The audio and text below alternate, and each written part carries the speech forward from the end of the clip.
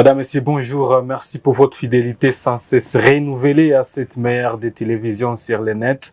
Vous le savez déjà, vous êtes sur Wab Info TV, cette télévision qui vous informe toujours sur le net tous les jours. Et aujourd'hui, dans cette émission Entretien, nous avons eu l'honneur et le privilège de recevoir Monsieur Nikez Kibelbel. Avec lui, nous allons devoir donner nos propres analyses qui sont vraiment impartiales sur la question du sommet qui aura lieu les samedis en Tanzanie, qui mettra bien évidemment sur une même table le président congolais Félix Antoine Tshisekedi avec son homologue rwandais. Je parle de Paul Kagame. Monsieur Nikez Kibelbel, bonjour et bonne arrivée. Bonjour et merci beaucoup. Monsieur Nikez, nous sommes très heureux de vous recevoir sur ce meilleur plateau de Wab Info TV. Dites-nous d'abord comment est-ce que vous analysez d'une manière générale cette rencontre entre le président rwandais et le président congolais, tout en signalant que la fois dernière, bien évidemment, le président congolais avait répondu présent à la dernière rencontre, mais le président rwandais n'était pas venu. Oui, merci beaucoup. Vous l'avez souligné. La première des choses, c'est de dire, est-ce que la rencontre aura bel et bien lieu? Ça, c'est la première chose, comme vous l'avez souligné, que le 15 décembre, le président rwandais s'est fait absent. Le président congolais était là. Présent. Ça, c'est la première des choses. Mais au regard des enjeux et des pressions régionales et internationales, nous avons une conviction que les deux présidents vont se retrouver. Et comment ça va se faire?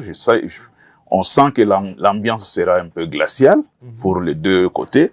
Mais d'abord, l'avantage de cette rencontre, c'est que ces deux organisations régionales, l'EAC et la SADC, qui patronnent ou qui parrainent cette rencontre. Les deux organisations n'ont pas la même vision, la même analyse sur le conflit de la RDC, je peux dire en réalité sur le conflit de la région des Grands Lacs. Alors, nous supposons que dès l'entame, les deux organisations se sont mises d'accord sur les points à envisager. Pour la RDC, le vrai problème se pose sur le retrait des troupes rwandaises. Sur les Congolais. Sur le sol congolais. Pour le président Kagame, le problème se pose en termes de M23, qu'il qualifie totalement des Congolais. Mais au regard de ce qui s'est passé à Goma, notamment du dimanche au jeudi de fin de janvier, comment dirais-je, l'astuce de dire que ce sont des Congolais est battue en brèche. Donc, les discussions vont tourner autour du retrait des troupes rwandaises du sol congolais. Selon vous, Nikez Kibelbel, quel sera bien évidemment le contexte diplomatique de cette rencontre? Le contexte, c'est ce que j'ai dit. Il y a beaucoup de pression. Beaucoup de pression parce que d'abord, l'entrée de troupes rwandaises qui ont appuyé le M23 dans la ville de Goma a fait pratiquement au bas mot 3000 morts. Plus de 5000 blessés. Et vous savez, la ville de Goma vit des moments, des endroits où il y a les miasmes, c'est-à-dire les corps pourris, l'odeur de putréfaction des corps. Alors, vous savez aussi que la Cour pénale internationale vient d'ouvrir une enquête, appel à témoins. C'est ça, c'est dans ces climats lourds, et des déplacés de guerre, et des populations tuées, et des populations blessées, et d'invasions, et d'occupation de la ville de Goma, que va se dérouler cette rencontre. Donc, il n'y aura pas de faux fuyants. On suppose que tous les chefs d'État vont aborder le problème froidement et le problème de face. Que peut-on attendre de cette rencontre, surtout sur le plan des réconciliations entre la RDC et le Rwanda, ou bien sur l'avancée de la sécurité à l'est de la RDC? Alors, il y a deux choses, à mon avis. La première des choses, c'est une réconciliation de façade entre le président Tshisekedi et le président Kagame. Cette réconciliation se baserait sur l'acceptation du plan de Luanda, de la feuille de route de Luanda, qui demande au Rwanda de retirer ses troupes et à la RDC le plan de la neutralisation des FDLR. sur ce plan-là, s'ils se mettent d'accord, c'est ce que j'appelle un dialogue de façade, une acceptation de façade. S'ils se mettent d'accord sur ce plan-là, le reste va suivre. Et le problème de M23 sera débattu comme le problème d'autres groupes armés dans la feuille de route de Nairobi. Mais la feuille de route de Luanda est plus explicite. Parce que la feuille de route de Luanda dit ceci: neutralisation des FDLR par les forces armées de la RDC, retrait des troupes rwandaises de la RDC. Pour les M23, il y a, comment on appelle ça, précantonnement à Rumangabo, où on trie les Congolais. Les Congolais vont aller en cantonnement à Kindu. Les étrangers, chacun rentrera dans son pays. Donc la feuille de route de Luanda est très, très explicite et très profonde pour que la solution, la paix revienne dans la région.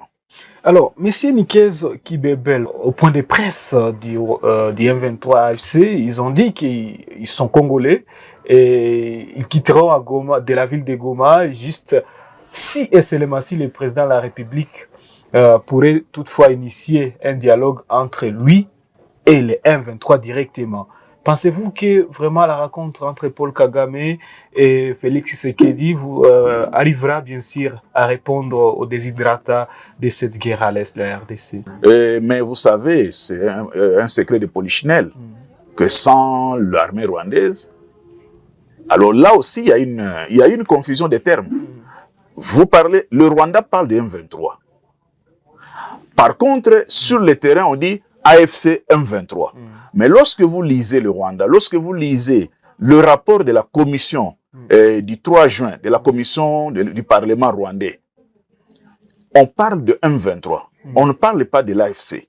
Donc là aussi, il faut faire attention. Il faut faire la part des choses. C'est vrai, à la tête de la coalition AFC M23, vous avez Corneille Nangaa.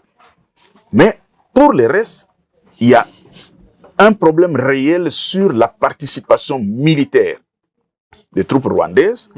C'est ça qui fait que on ne discute pas avec les rebelles, mais on discute entre États. Et c'est ça le vrai point de la rencontre de Dar es Salaam. C'est-à-dire que ce sont les États qui discutent. Ce ne sont pas les groupes armés. Et c'est sur ces points-là, si Luanda, plutôt Dar es Salaam, la Tanzanie, si en Tanzanie, on arrive à ce point-là de remettre la feuille de route de Luanda sur les tapis, cela signifie que le Rwanda va sortir du Congo et les Congolais vont se battre pour mettre fin au FDLR. Et là, à ce moment-là, les réclamations ou les conditions de l'AFC M23 n'ont plus de sens. Bon. Et donc, la population de la ville de Goma pourrait s'attendre au retrait du M23 du sol congolais, de la ville de Goma, bien sûr, si SLMASI, ce dialogue se passerait bien. Alors, nous ne perdons pas espoir parce que nous avons ce qu'on appelle une jurisprudence. En 2012, le M23 avait occupé Goma et il est reparti. Donc, si les choses marchent normalement, la population de la ville de Goma et environ s'attendent à ce que, effectivement, les troupes rwandaises se retirent de Goma et ce qui entraîne directement le retrait de l'AFC M23. Bien qu'ils aient nommé, depuis hier, ils vont le présenter. Aujourd'hui, ils vont présenter les autorités qu'ils ont nommées. Les gouverneurs, les vice-gouverneurs, également les bourgmestres de toutes les deux communes. Et les maires. Et les maires de la ville et son adjoint. Bien évidemment, M. Nikez Kibebel, dites-nous pourquoi la Tanzanie a-t-elle été choisie comme pays de rencontre? Est-ce que ce pays jouerait un grand rôle dans la réconciliation de ces deux pays? Alors, il faut partir d'une géopolitique lointaine. Bon, j'appelle ça lointaine.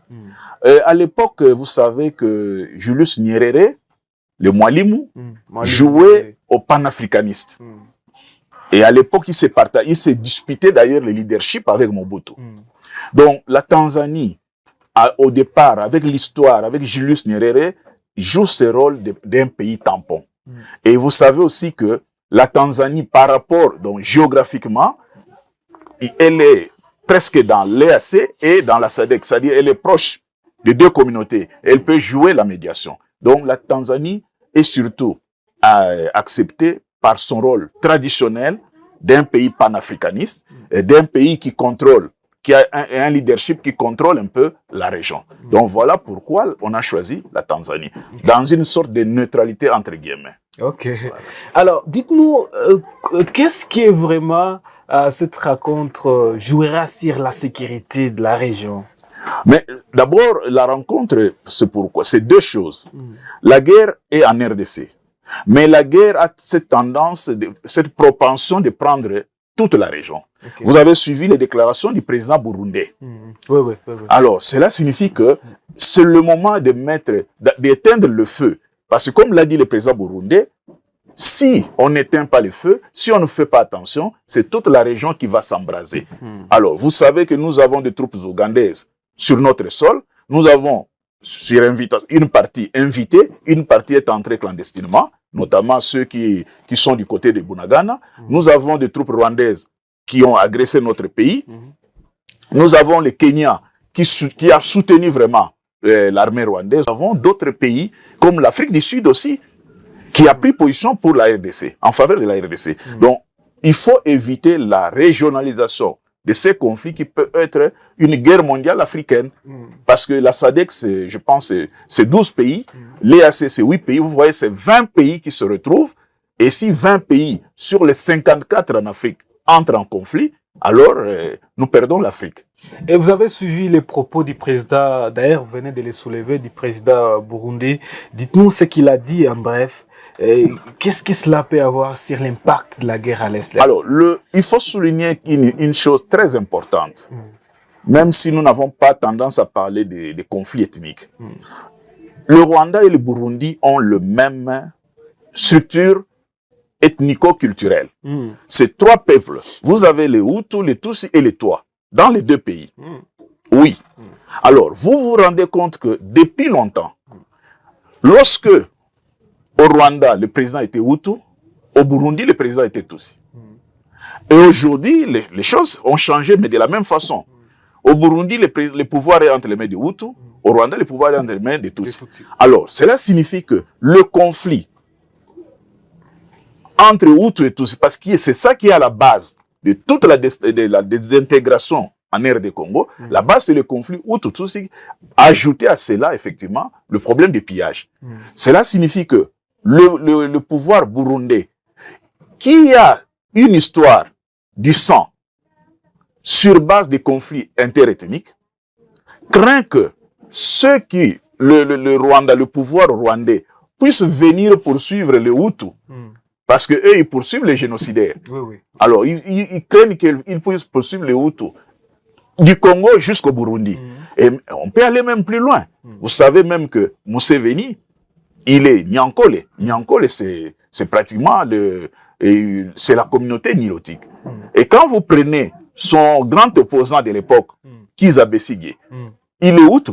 Donc c'est ce conflit-là qui est dans la sous-région, dont on ne dit pas les noms. Parce qu'on dit non, il faut éviter la haine, tout ça. Mais le conflit se base sur cette haine-là, sur une opposition entre ces deux communautés qui vivent ensemble, mais qui, pour les raisons de pouvoir, l'une cherche à mater l'autre. Alors, donc, pour revenir à ce que le président burundais a dit, le président burundais a tiré la sonnette d'alarme. Il a dit aux diplomates, si vous ne faites pas attention, si vos pays continuent à jouer de l'hypocrisie, nous, au Burundi, nous nous sommes déjà préparés. Parce que nous savons que le président Kagame finira par arriver au Burundi. Et vous allez regretter. Donc, lui, il s'est préparé, comme on dit, qui veut la paix, prépare la guerre. Dites-nous, Nikezo, avec des tensions persistantes dans l'Est de la RDC, y a-t-il des signes qui montreraient que les deux présidents, les deux leaders, ont vraiment la volonté de mettre la fin sur cette guerre? Alors, comme je l'ai dit tantôt, la guerre ici se base sur deux phénomènes. Le premier phénomène, c'est le conflit rwandais entre Hutu et Tutsi. Au Rwanda, le pouvoir ne se transmet pas. Le pouvoir se donne par le sang. Donc, la conquête du pouvoir au Rwanda, c'est par le sang. Quand l'une des ethnies prend le pouvoir, l'autre va en exil. Alors, ça, c'est le premier aspect du conflit. Et cet aspect-là, c'est comme ça que le président Kagame dit toujours, nous nous battons contre un nouveau génocide qui serait en préparation par l'FDLR. Ça, c'est le premier aspect du conflit. Dans ce premier aspect du conflit, le Parlement rwandais dit ceci, nous sommes au Congo, je me réfère à la commission, au rapport de la commission du Parlement rwandais du 3 juin 2024, qui dit ceci, nous sommes au Congo pour protéger 3 communautés. Nous protégeons les Tutsis du Nord Kivu, qui sont maltraités par les Congolais. Nous protégeons les Banyamulenge, donc les Tutsis du Sud Kivu, maltraités par les Congolais. Et nous protégeons les Hema de l'Ituri, maltraités par les Congolais. Donc voilà, ça c'est le premier aspect du conflit. Alors le deuxième aspect, c'est l'aspect des pillages des ressources naturelles. Dans le deuxième aspect, c'est là où la communauté internationale, les grandes puissances, soutiennent le Rwanda. L'Union européenne, vous suivez les débats, qui finance l'armée rwandaise pour le Mozambique. Vous avez la France qui soutient l'armée ougandaise qui forme la brigade des montagnes pour le pétrole de lac Albert.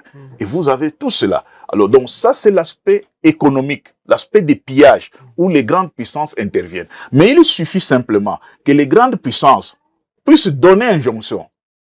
Parce que c'est ça l'internalisation de la guerre. Si les grandes puissances arrivent à donner injonction au président rwandais en disant retirez vos troupes, arrêtez tout ce que vous faites, la paix va revenir de façon automatique. Ça, c'est sûr. Vous êtes sûr? Ouais.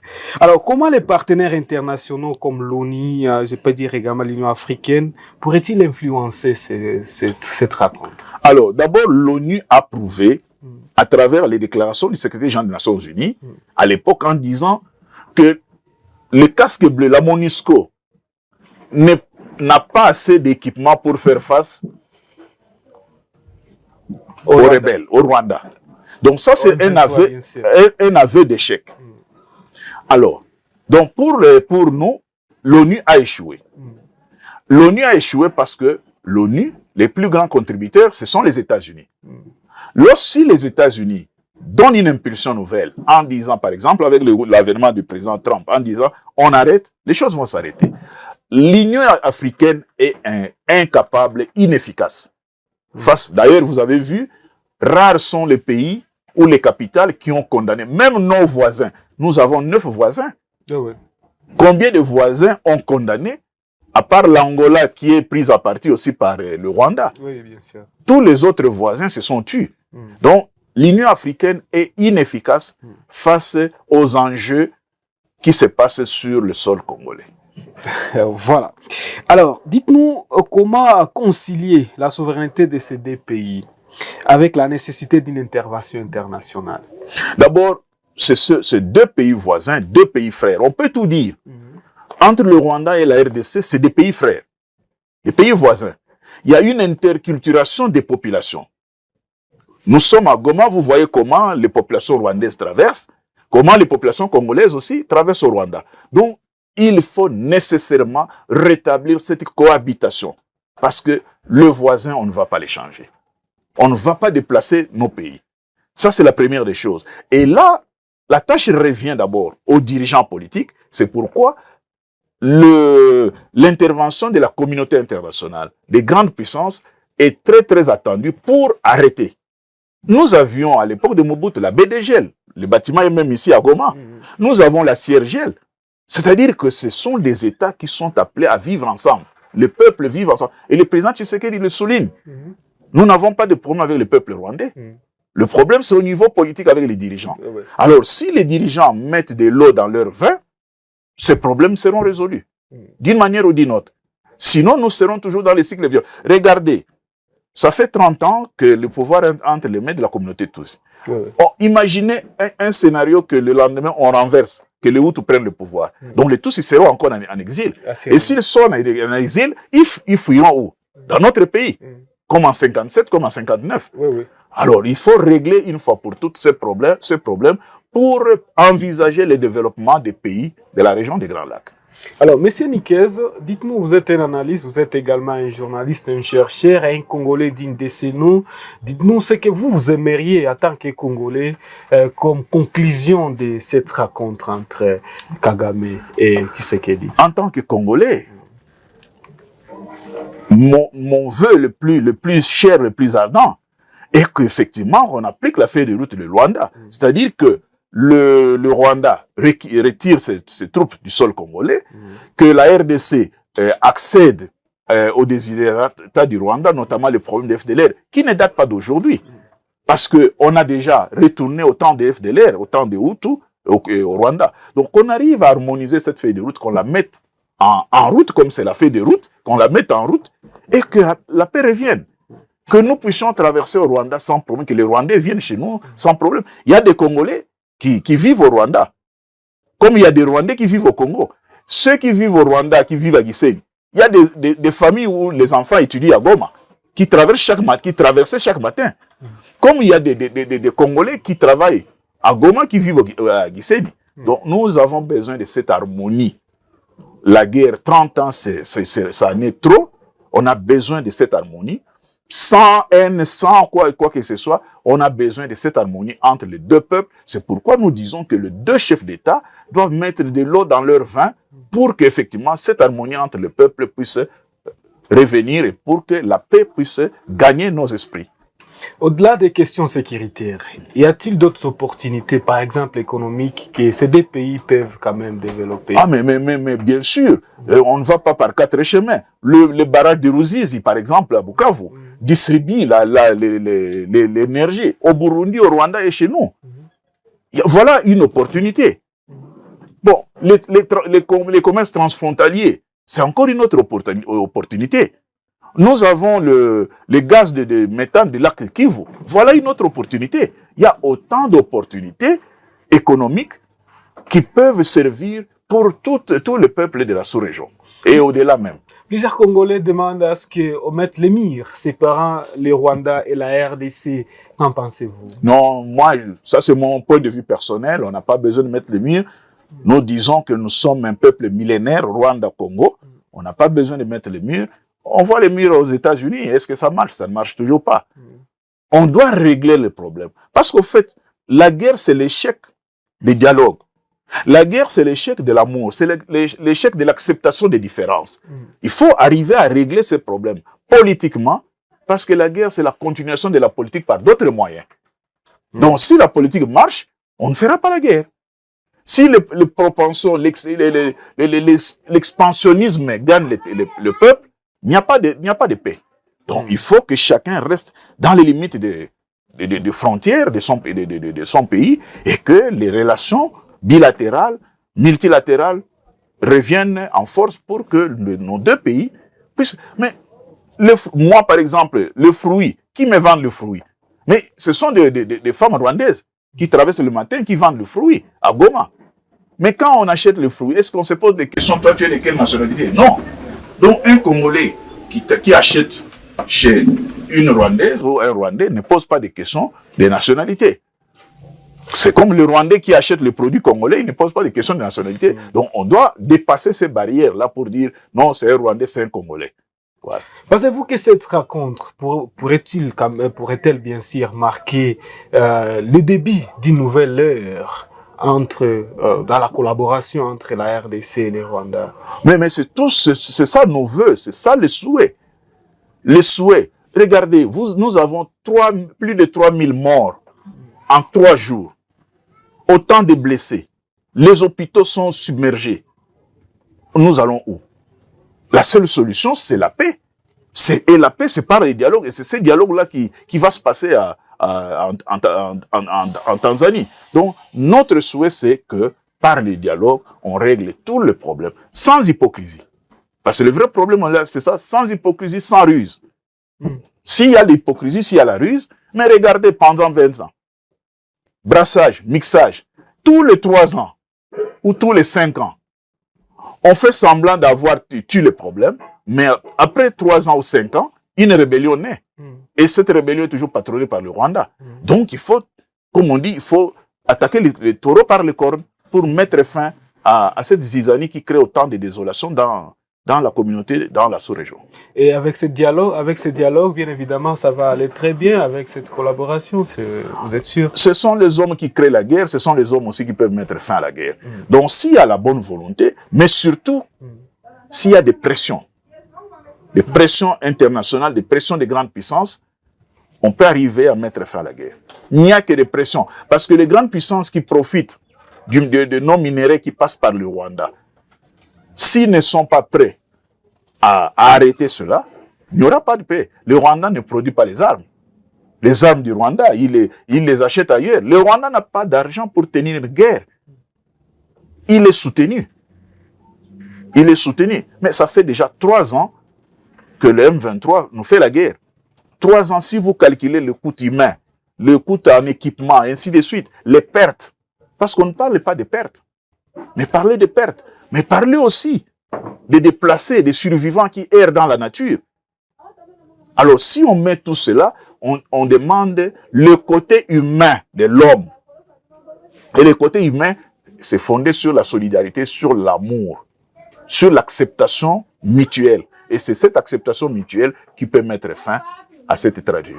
Monsieur Nikez Kibelbe, peut-être la dernière question avant de clôturer cette émission. Vous le savez très bien, les AC étaient ici à Goma, bien évidemment au Nord Kivu, pour combattre les M23. Également à SADC, les deux organisations qui sont bien évidemment patrons de ces dialogues. Pensez-vous qu'à travers ces deux organisations, vraiment ces deux présidents vont s'entendre et la guerre prendra fin à l'est de la RDC? Oh oui, nous avons espoir. Mais la première assurance que nous devons avoir, c'est dès lors que les deux chefs d'État, Félix-Antoine Tshisekedi et Paul Kagame, se déplacent pour Dar es Salaam. Ça, c'est d'abord un grand pas, le premier pas franchi. Parce que même s'ils ne se saluent pas dans la salle, mais la dynamique des chefs d'État fera que les points qui divergent puissent être traités. Et surtout, amener à ce qu'il y ait une solution, même pas immédiatement. Parce qu'il faut prendre en compte toutes ces morts, plus de 3000 morts en 3 jours, les déplacés de guerre, les populations fauchées, la crise humanitaire. Il faut donner un sens humain à nos relations entre les voisins. Et dès lors que les deux chefs d'État acceptent de se déplacer, et acceptent de se parler, nous avons espoir que la solution tendant vers la paix sera trouvée. Et nous avons espoir que les deux peuples qui n'ont aucun problème entre eux vont continuer à échanger, à partager, tel que Dieu, la nature les a mis ensemble. Et donc nous avons espoir que il y aura une réussite, il y aura des pans d'éclaircissement par rapport à l'échec de Luanda. Et nous souhaitons vivement que les deux chefs d'État se retrouvent à Dar es Salaam, entourés de leur paix, et surtout aussi que la communauté internationale, les grandes puissances, puissent nous aider à avoir la paix. Et c'est très important. Voilà, merci beaucoup pour vos franches réponses, Monsieur Nikez Kibelbel. Dites-moi alors ce que vous avez à dire comme conclusion, ou bien s'il y avait une question à laquelle vous aimeriez répondre, mais nous n'avons pas eu la chance de vous la poser, que serait-elle? Non, merci beaucoup. Je pense que nous avons fait le tour d'horizon sur cette problématique. Et le seul mot que je vais ajouter, c'est le vœu de voir les choses marcher normalement, de voir les deux peuples rwandais et congolais vivre ensemble, mais cela dépend d'abord des chefs d'État, mais surtout du président rwandais, Paul Kagame, mais encore des multinationales qui exploitent, qui pillent nos richesses. Pour le reste, merci beaucoup. Voilà, merci beaucoup d'être venu, merci d'avoir répondu présent à notre invitation, Madame, Monsieur. Nous sommes à la fin de cette émission. Merci de nous avoir regardés jusque-là. Nous vous disons un grand merci, mais aussi continuez toujours à travailler au service de la nation parce que la vie s'envole comme un oiseau, mais nos œuvres dire pour toujours. Le Congo changera grâce à vous. Au revoir.